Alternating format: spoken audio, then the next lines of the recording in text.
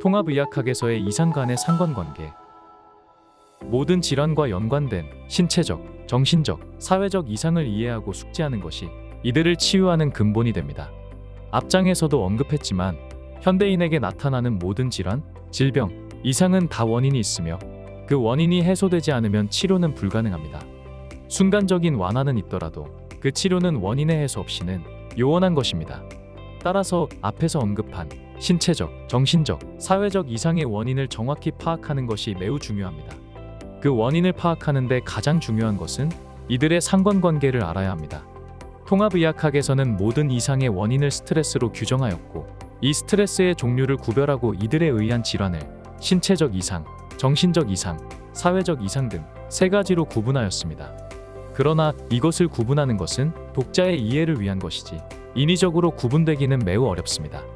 구별이 가능하다고 하더라도 그 의의는 없습니다.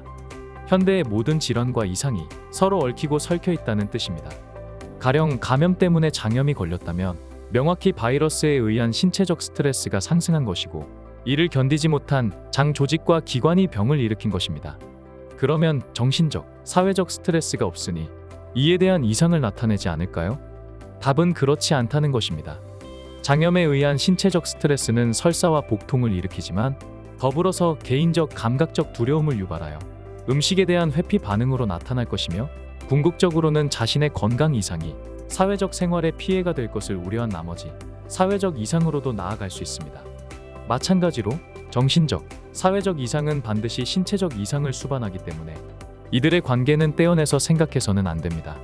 중요한 것은 우리에게 이렇게 얽혀있는 어떤 이상이 왔을 경우 그 원인이 신체적, 정신적, 사회적 스트레스 중 어느 것에 의한 것인지를 명확히 파악해야만 그 근본적 치료가 가능하다는 것입니다.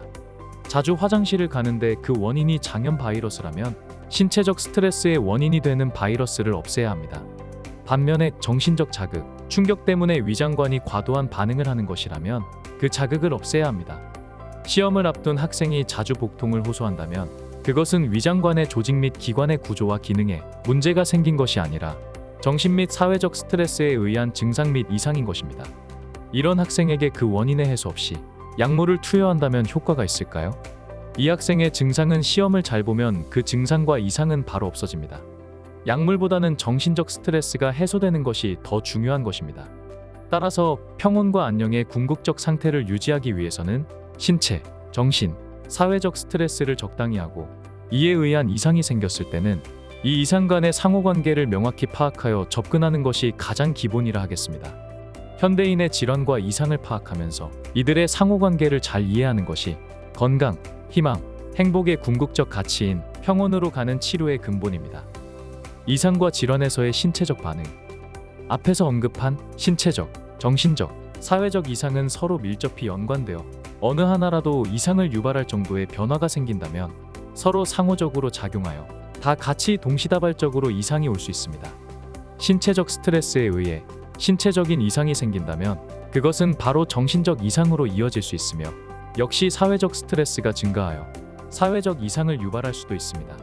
정신적, 사회적 스트레스에 의해 정신적, 사회적 이상이 생긴다면 바로 신체적 이상을 유발하는 실마리가 되기도 합니다.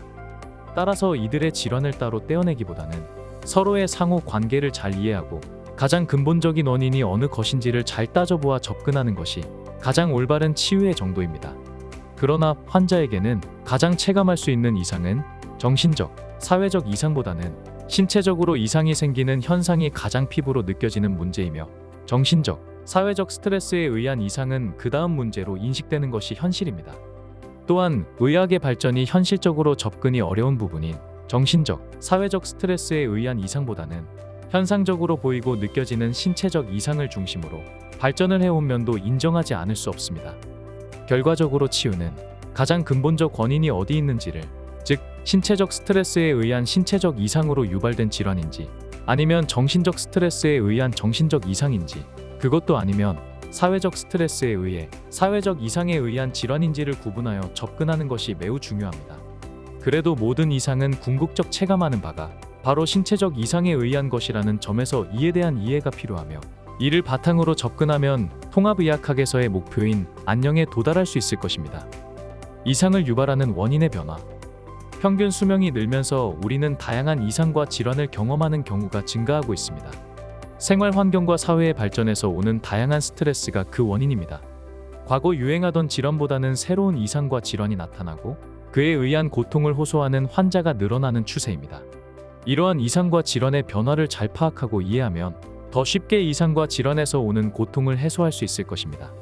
지난날 전형의학 의사, 약사 전문가는 이상 상태의 원인을 거의 신체적 스트레스로 파악하고 이를 제거하는 데 노력을 하였습니다. 의학과 약학의 지식과 정보가 부족했던 과거에는 눈에 보이는 스트레스만을 파악하는 데에도 한계가 있었습니다. 따라서 대표적인 신체적 스트레스인 병원균을 발견하고 이를 치료하는 항생제를 개발하였을 때 모든 병이 다 치료될 것처럼 보였습니다. 그러나 이후 세상은 급격하게 변하였고 신체적 스트레스보다는 정신적, 사회적 스트레스에 의한 이상들이 증가하였고 이제는 전형의학에서 물리적으로 파악되지 않는 이상과 질환이 더 많은 고통을 주고 있으며 이를 방치한 결과 결국 신체적 이상에 의한 질환으로 이어지는 경우가 대부분입니다.